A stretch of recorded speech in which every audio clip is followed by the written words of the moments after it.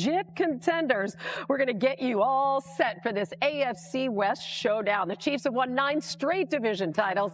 And joining us now is Chiefs reporter Nate Taylor, live from Brazil. Nate, what can you tell us about Andy Reid's offensive game plan for this opener tonight? Yes, Hannah, it is here at Corinthians Arena where the Chiefs hope that this is the launching point to a new start for the Kansas City Chiefs offense. And when I say that, Hannah, I mean explosion, right? So much of last season for the Chiefs was about dinking and dunking, elongating drives, and letting Mahomes figure it out on third down. But with this new offense that starts with Josh Simmons at left tackle making his NFL debut tonight, the Chiefs hope that they can be more explosive on offense, not only from a running situation with having a healthy Isaiah Pacheco and Kareem Hunt as a duo, but Patrick Mahomes has 3 weapons that he really believes he can throw the ball deep to really exploit the Los Angeles Chargers secondary. That, of course, is the speedy receiver Xavier Worthy, Tyquan Thornton, and you have Hollywood Brown, who did not play in the preseason but will play tonight and be a key figure in the Chiefs offense. So for the Chiefs, a lot of what starts tonight is what they hope will be a situation that they can maintain through the course of the season, which is more explosive plays, more deep passes from Mahomes, and obviously more points on the scoreboard starting tonight in Sao Paulo.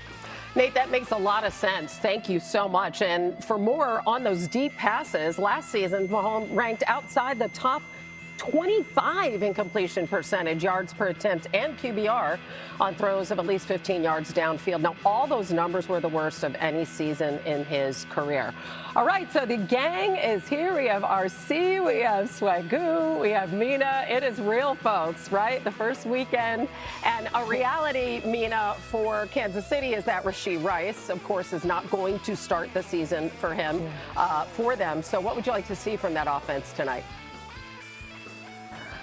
Well, I'd like to see what Nate talked about, which is Patrick Mahomes throwing downfield. We're obviously going to say that throughout the season, especially after last year. You showed the numbers of how unexplosive they were, but I would argue it's especially important in this game because of the matchup. I think structurally, the Chargers defense under Jesse Minter is going to look pretty similar to how they played last year. A lot of shell coverage, keeping things in front of them, tackling, and they're really good at it. They were fourth in EPA per play versus short passes last season.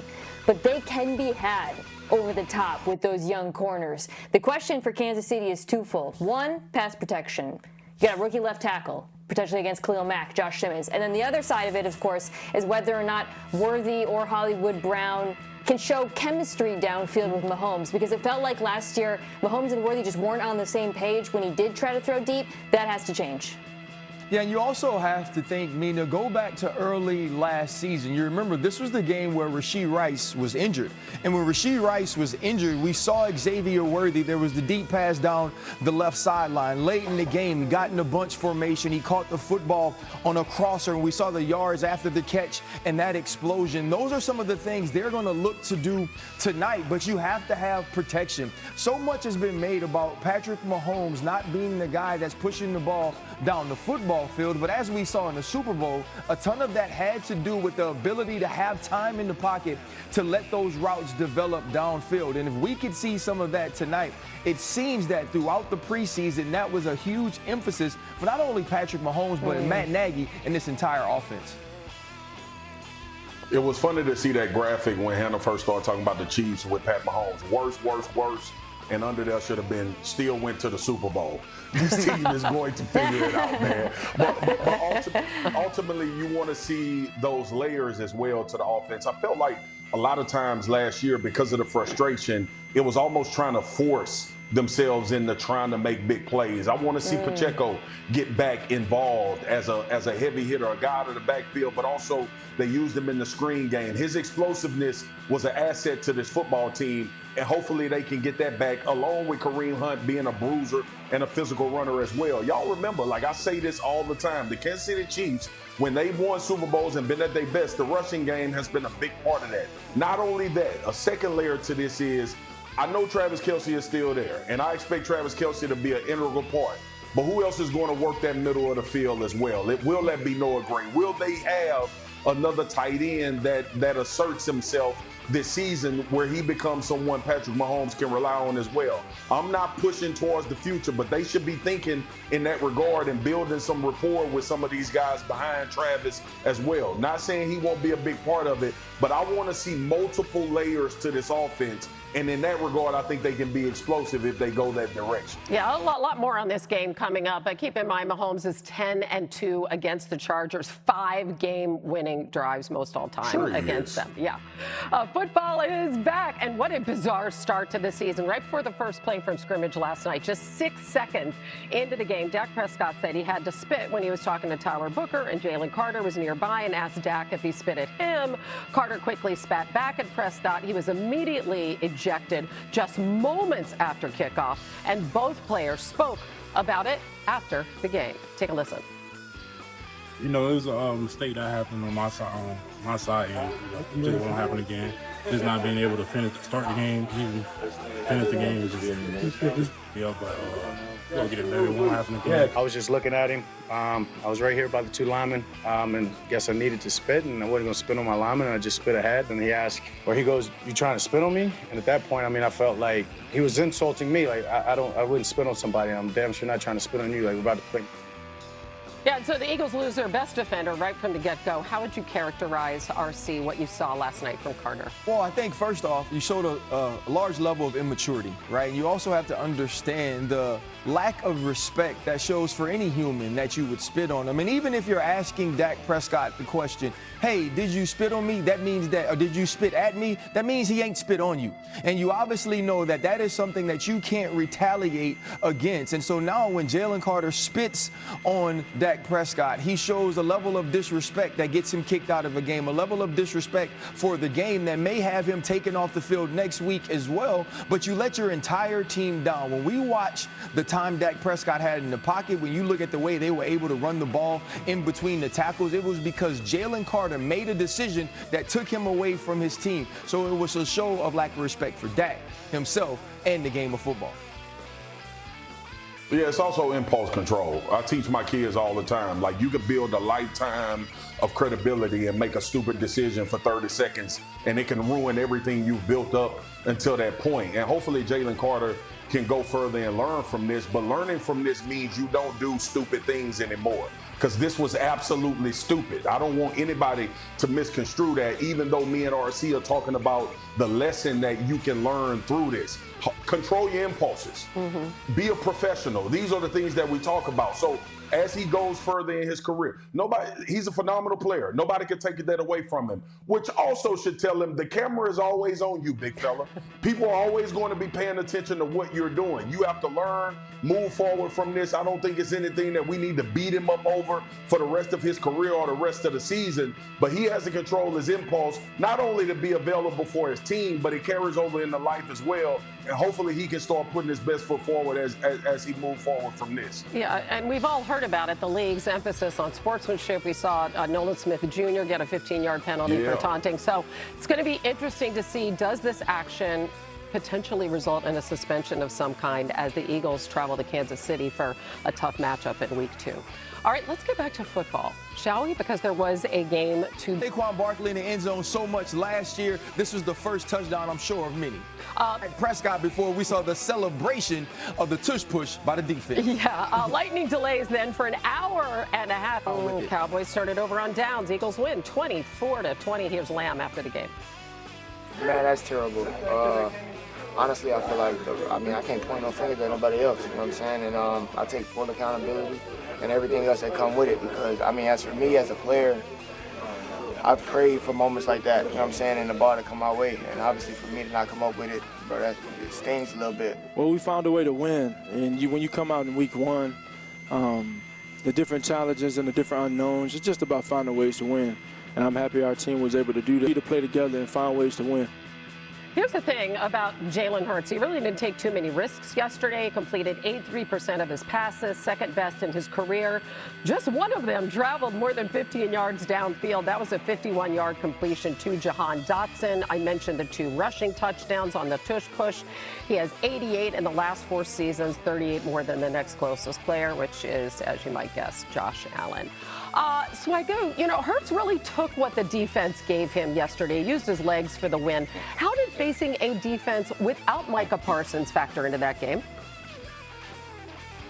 Yeah, I couldn't help but think about what about chase downs, and that's something that I marvel with Micah Parsons, his athletic ability, his speed, especially when you have quarterbacks like a Jalen Hurts. Maybe he would have got there a couple steps before Jalen converted a third down with his legs. Maybe he would have got there in the backfield a sack. And these were the type of things that kind of glare when you look at his absence, right, with these athletic quarterbacks. And you think about this pass rush for the Dallas Cowboys. They had some success, but a lot of football now, and RC knows this as well, is your ability to convert and chase. And I'm going to bring that up all season long. You think about the Myles Garrett. You think about Micah Parsons down in Green Bay. You think about these elite rushers with the speed and the ability to even corral quarterbacks when they do break outside the pocket. That was the thing that was missing from this defense last night, is having that one guy that can get on his horse and chase down a quarterback like Jalen Hurts and negate a third down conversion, which ended up playing a huge factor in this football game, especially with his legs. Let's talk about what was missing from the defense on the other side. Obviously, Jalen Carter is an incredibly unique player, right? I mean, his loss loomed large, but you mentioned over the highlight, they just kept targeting Adoree Jackson over and over. What are your concerns about this defense going forward? Listen, we knew the entire offseason who was going to play opposite Quinyon Mitchell. Quinyon Mitchell, as a rookie, was one of the best cornerbacks in all of the league, and Adoree Jackson won the job. They tried Keely Ringo in the preseason, but what I saw last night was, whether it was CeeDee Lamb, George Pickens, in the most important moments, they went to the guy that Adoree Jackson was covering, and we're going to see that for the entire season. Listen, you do not want to be the village bicycle where everybody gets a ride. And so now when you're playing these teams who have elite 1Bs or have elite number 2 receivers, Adoree Jackson is going to be locked on those guys in one-on-one situations, and he will be the target. Vic Fangio is going to have to figure out a way to roll coverage, play double, and allow Quinyon Mitchell to go one-on-one with maybe a number 2 to alleviate some of the stress on Adoree Jackson. And don't get me wrong, Marcus, we all know, and you know this as well, Mina, a little rush from Jalen Carter where Dak Prescott could have some people around his feet may help a little bit as well. Man, I just keep going back to the village bicycle and an image of Marcus and Mina on a bicycle. One of my favorite at Disney. That's my dog. One of my favorite photos of all time.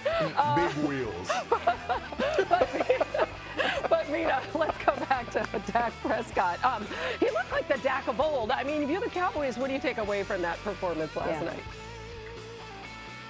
I mean, I'm encouraged by the play of the whole offense. Dak Prescott, I thought, was phenomenal, aggressive, accurate. But beyond that, you saw kind of what we expected. Problem, because they have 2 number 1 receivers, they were able to attack Adoree Jackson, as Ryan alluded to, because the Eagles sacrificed Quinyon Mitchell to George Pickens for much of the game. We're going to see that a lot. We're going to see a lot of defenses play with light boxes the way Philadelphia did. That's going to open up things on the ground the way it did last night. And the other thing I liked, and I know Marcus Buster loved this, the modernization of the offense under Brian Schottenheimer. So much pre-snap motion, action in the backfield that they use to displace defenders, create space for those wide receivers.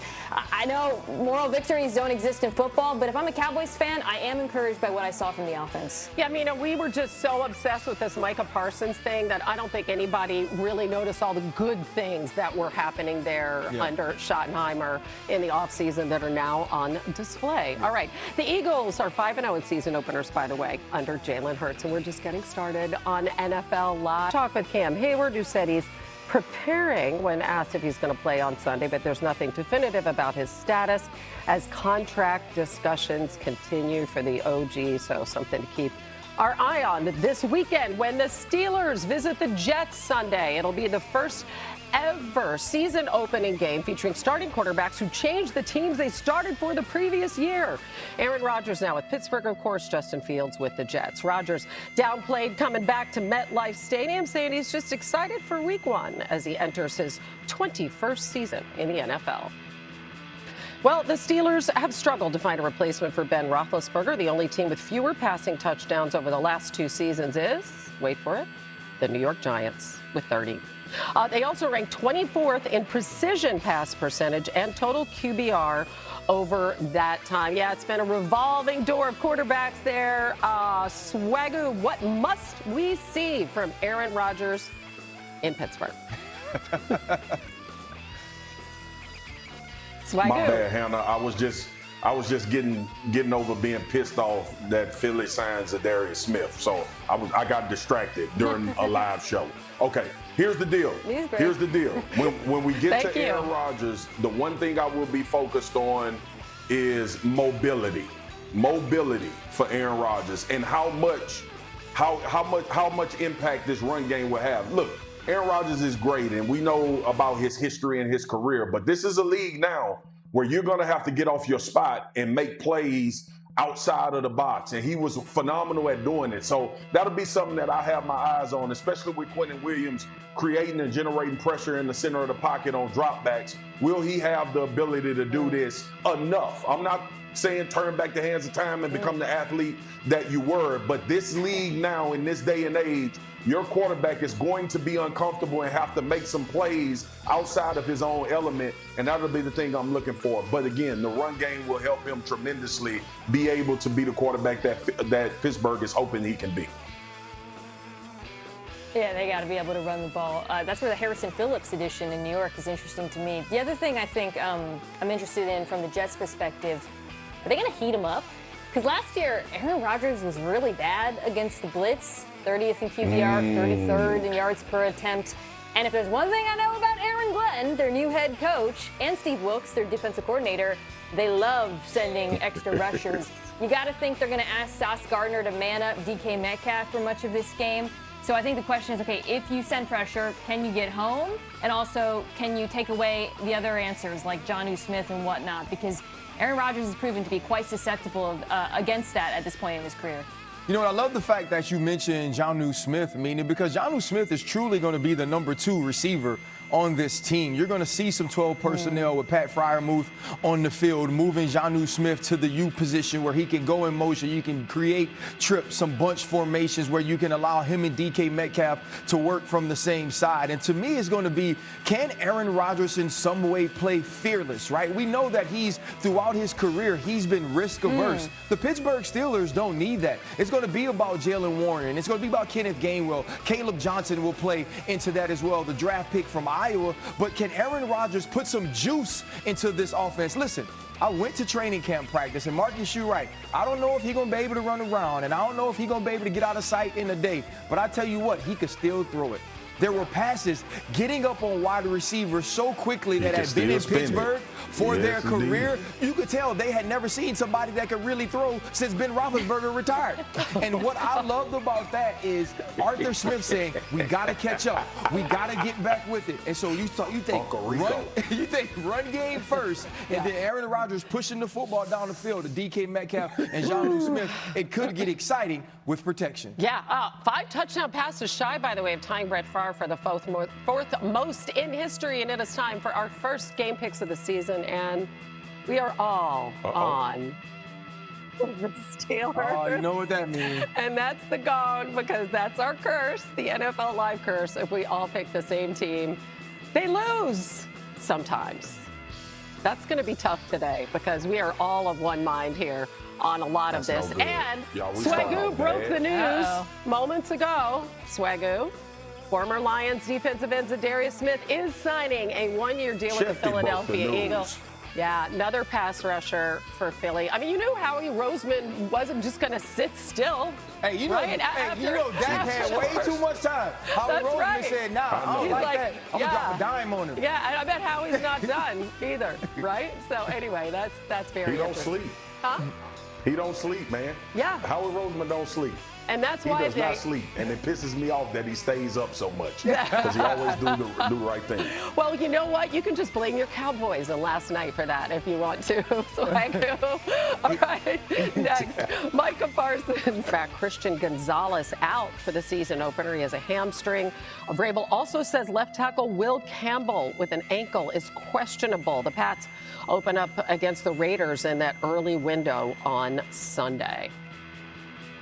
We're not shying away from the reality that that's the last game we played and we didn't win. I'm a pro. You know, this is what I do. This is what I love to do. I've never lost sight of that. We understand there's going to be a lot of heightened emotions. We know what a tough environment is, but we're very confident we can handle a tough environment. That first game, there's something special about it. We got to be hungry. We've got to be ready to go. To win, you got to play at your best. I'm tired of playing against my team. It's time to take our frustration out on those guys. Just fun to watch the journey of Josh and Lamar. One of the best players to touch the grass, honestly. Josh's ability has been apparent from day one. Look at no opponent and be like, I got to beat them. I feel like we got to beat everybody. Yeah, and the last time Lamar Jackson faced this Bills defense, the divisional playoffs, of course, last year, he posted an 84 total QBR, his highest in any loss in his career. Of course, as you know, he was also responsible for 2 of his team's 3 turnovers in this game, and they are without Isaiah Likely. Mina, how can this offense avenge that loss on this very same field where it happened on Sunday night? All right, I'm not going to say Baltimore shouldn't run the ball. They're obviously going to run the ball and do it well. But when you look at the matchup, guys, Patrick Ricard also probably not playing. And then you look at that Bills secondary, which is kind of flown under the radar. What a situation they've got in Buffalo. Cornerback 2, giant question mark. Christian Bedford's coming off the injury. The safety group is not a strength. If I'm Baltimore, I actually go pretty heavy 11 personnel. And you're attacking them through the air with Rashad Bateman and Zay Flowers, who, you remember, did not play in the playoff game. I actually think you could be massive in this one, guys. And I wouldn't be surprised if they're a little bit more spread him and shred him than maybe we associate with this Ravens team. Yeah, it's always good reminding people, right? Because it seems like yesterday, but it was a while ago, and we forgot there was no Flowers. And this is the first ever opener featuring 2 quarterbacks, RC, who went 1 and 2 in MVP voting.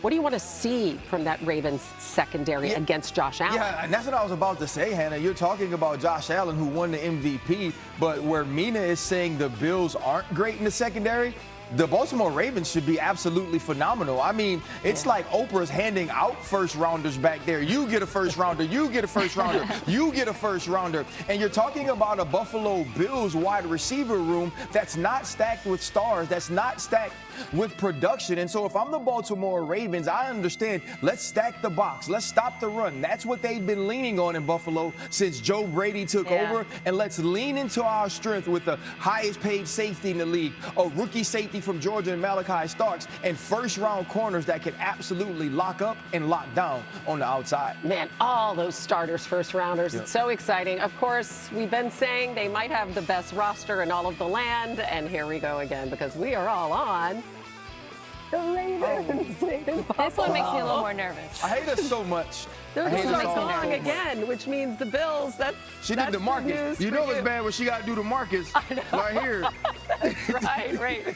But by the way, our researcher, because we are all on, like, in line for so many things, our researcher's gonna go the other side, all right? So Bond says, keep in mind, the Bills have won 11 straight home games. Okay. Just saying. And we probably just helped them there with 12 in a row. All right, let's move on to a tantalizing NFC North opener. The Lions at the Packers. The Packers were swept by the Lions last year. Jordan Love's play on 3rd down was a factor. He actually completed less than 40% of his passes, just 2.5 yards per attempt. That is far below what he did against other teams, completing 55% of his 3rd down passes and averaging over 6.5 yards per attempt. RC, and now, of course, the Lions have Aiden Hutchinson back. The defense was so banged up. Right now, they're healthy. So what's the key for this Packers offense? I mean, last year, when you think about the way the season ended for the Detroit Lions, me and Marcus were out there. And I saw Marcus tweet the other day when somebody told him, can you come back? He was like, hell, you trying to give up 80.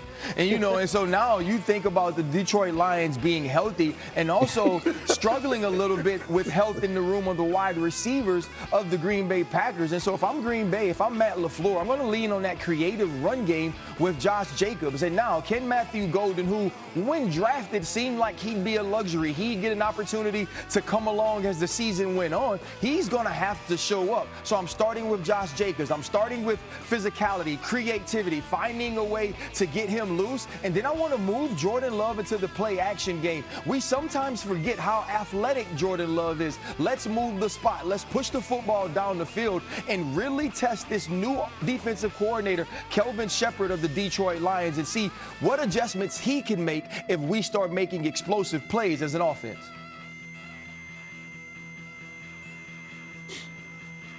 RC, I love that point. I think for Green Bay, too, one of the big things I remember from last year is that they played behind so much in the second half.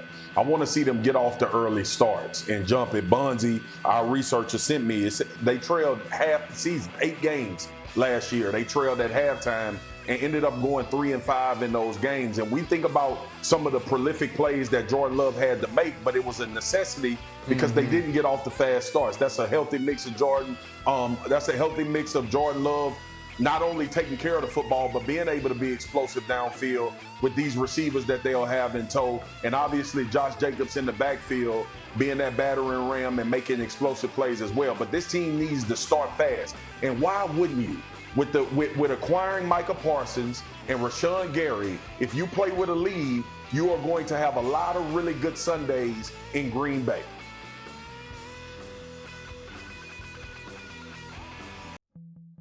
The big question, of course, on this game is Micah Parsons going to be ready to play? And Adam Schefter, moments ago with this, Packers are listing Micah Parsons as questionable for Sunday's game against the Lions due to his back injury.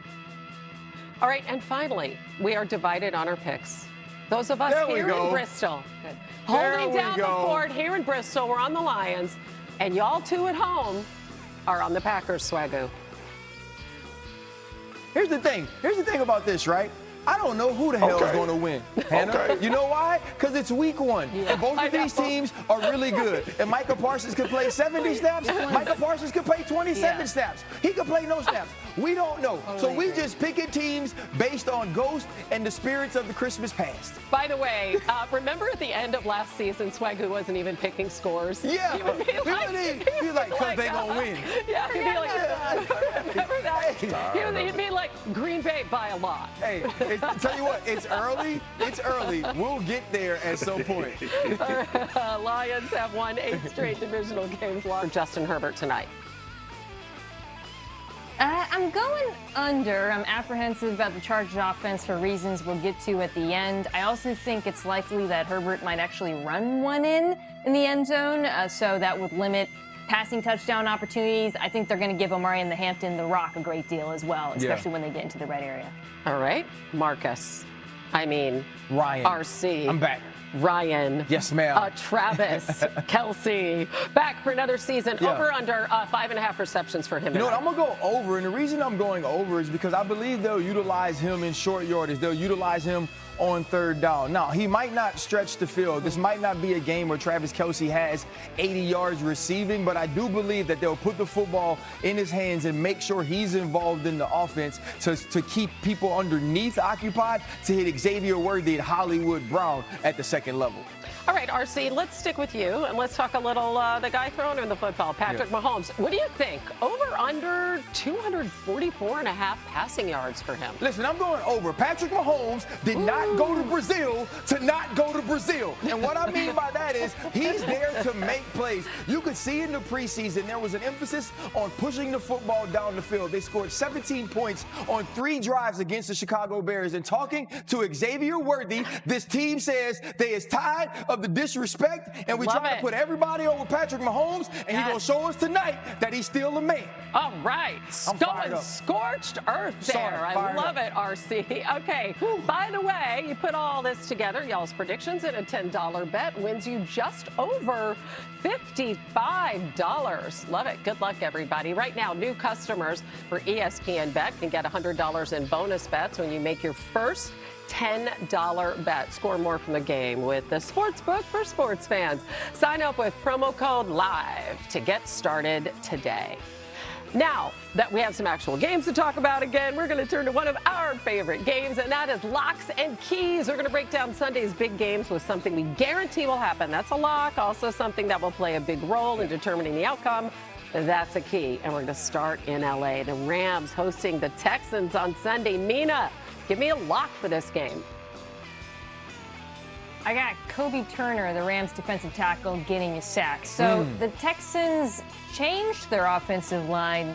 I'm not sure it got better, though, particularly looking at the players that they added on the interior from Seattle and Minnesota. And Kobe Turner, for all the talk about Jared Verse, and he was incredible last year, Kobe Turner is like one of the most underrated defensive tackles in the NFL. He just gets to the quarterback, and I think he's going to have opportunities to do so in this one against this remade Texans offensive line. Boy, let's hope that offensive line is better. Okay, RC, what do you think will be the key in this one? Bro, it's like me and Mina just had the same phone call. It's going to be protecting C.J. Stroud. Last year, we saw C.J. Stroud take a step back, but it wasn't because the youngster couldn't play or he didn't understand the offense. It's because he was constantly under siege. And when you play in a defensive line like the Los Angeles Rams that can absolutely get after the quarterback, it's going to be paramount to keep their third-year quarterback upright. And once again, ladies and gentlemen, you can just get that gong out because for the picks, we are all on the Texans.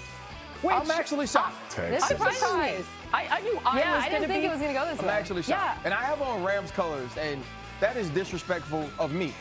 I mean, I think that defense only holds them to 14 points. Yes, Swaggo. Y'all know what I was thinking? I was thinking about Matthew Stafford and not getting a lot of reps this offseason. That played into my thought process. And that's not play. And that's not play around. Like the Texans defense isn't overall better than the Rams are on the defensive side of the ball as well. Yeah, Mina had him number 2. I listened to Mina. All right, now to Tampa Bay. Defense gets after it.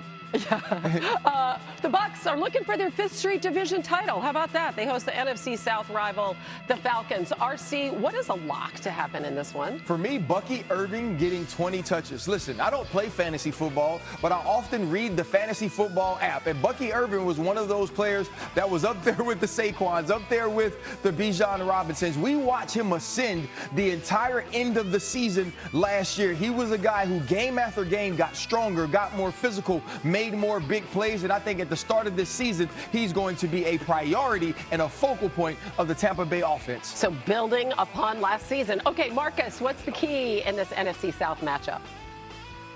Well, speaking of Bucky Irving, the value of the running back, Bijan Robinson better touch the ball early and often and help this offense. We know how dynamic he is out of the backfield, but he needs to be a big part of this pass game as well. I expect them, obviously, to feature him, but he can be the best friend of Michael Penix Jr., who is now the solidified starter in Atlanta. Yep, making just his 4th NFL start. And once again, ladies and gentlemen,